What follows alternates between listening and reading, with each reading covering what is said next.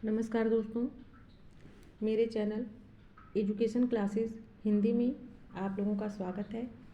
आज हम लोग इस वीडियो में विष्णुकांत शास्त्री द्वारा रचित संस्मरण सुधियाँ उस चंदन के वन की का अध्ययन करेंगे। आज हम उस संस्मरण के अनुक्रम और भूमिका के बारे में पढ़ेंगे। यह जो संस्मरण है सुधियाँ उस चंदन के वन की, यह असिस्टेंट प्रोफेसर के सिलेबस में शामिल है और भूमिका से और अनुक्रम से क्वेश्चन पूछे जाते हैं। तो इसलिए आज हम अनुक्रम और भूमिका पढ़ेंगे। तो चलिए शुरू करते हैं। अनुक्रम में पहला है श्रद्धा और विवेक की ज्योतिवाही स्वामी अखंडानंद सरस्वती। खंड खंड फिर भी अखंड स्वामी अखंडानंद सरस्वती। दीप बुझ गया शिखा अमर है महादेवी वर्मा। आलोक हुआ अपनापन अज्ञेय फूल की पहचान सरस सुवास केवल हजारी प्रसाद द्विवेदी।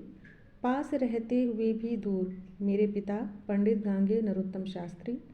वाग्मी विद्वत्ता की साकार मूर्ति देवेंद्र नाथ शर्मा। रणनीति को वरीयता नामवर सिंह। भारतीय साहित्य के प्रज्ञा पुरुष उमाशंकर जोशी। विधायक की यातना भागवत भूमि उत्तर यात्रा।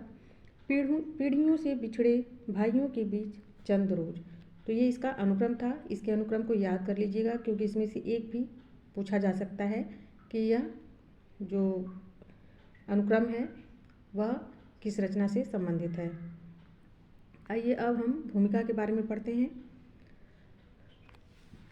विष्णुकांत शास्त्री जी ने अपनी भूमिका में लिखा है, तुलसीदास ने संतों सज्जनों को चंदन तरु के सदृश कहा है। तुलसीदास का कहना है कि जो संत और सज्जन होते हैं वो चंदन के वृक्ष के समान होते हैं, जो अपनी सुगंध पात्र अपात्र का विचार न करके सबको बांटते रहते हैं। इसी परंपरा में पद्माकर की एक विलक्षण पंक्ति याद आ रही है। कहे पद्माकर सुगंध की तरंग जैसो पायो सत्संग फेरी पाइबो कहा रहियो।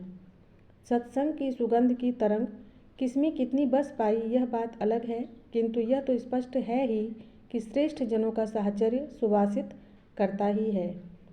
मैं इस दृष्टि से भाग्यवान हूँ कि मुझे विविध क्षेत्रों के सत्पुरुषों का स्नेह सौहार्द मिलता रहा है। जिन विशिष्ट व्यक्तियों के संपर्क से या स्थानों के भ्रमण से जीवन समृद्ध हुआ है उनकी याद बार बार आती है। हर बार लगता है कि उस याद ने अपनी सुगंध से जीवन को पुनः सुरभित कर दिया। वस्तुतः घटनाएं जब घटती हैं तब उनका प्रभाव किन किन स्तरों पर कितनी गहराई से पड़ रहा है इसका सम्यक बोध नहीं हो पाता। उन प्रीतिकर स्मृतियों का रोमंथन ही स्पष्ट करता है कि उन व्यक्तियों या घटनाओं ने जीवन को कितनी प्रेरणा और स्फूर्ति प्रदान की थी।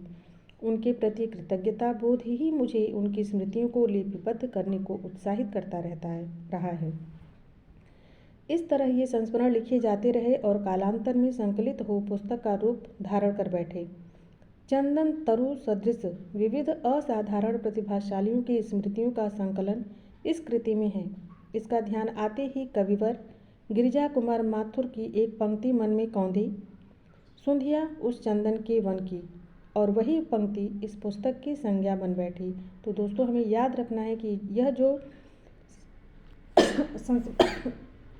संस्मरण का शीर्षक है सुधिया उस चंदन के वन की, यह गिरिजा कुमार माथुर की पंक्ति है। गिरिजा कुमार माथुर जी का ऋण स्वीकारता हूँ। यह भी सच है कि इनमें से अधिकांश संस्मरण न लिखे जाते यदि मेरी पुत्री भारती और डॉक्टर धर्मवीर भारती, श्री अशोक वाजपेयी, श्री विश्वंभर नाथ द्विवेदी जैसे यशस्वी पत्र संपादक मुझे संस्मरण लिखने के लिए प्रेरित न करते रहते। इन सब के प्रति मैं आभारी हूँ। तो दोस्तों हमको ये भी याद रखना है कि किन किन लेखकों ने इनको यह संस्मरण लिखने के लिए प्रेरित किया है, जिनमें इनकी पुत्री भारती और डॉक्टर धर्मवीर भारती हैं, श्री अशोक वाजपेयी हैं तथा श्री विश्वंभर नाथ द्विवेदी जी हैं। तो दोस्तों मेरा यह वीडियो आपको कैसा लगा? यदि यह वीडियो आपको पसंद आया हो तो प्लीज़ आप मेरी इस वीडियो को लाइक करें, सब्सक्राइब करें। धन्यवाद।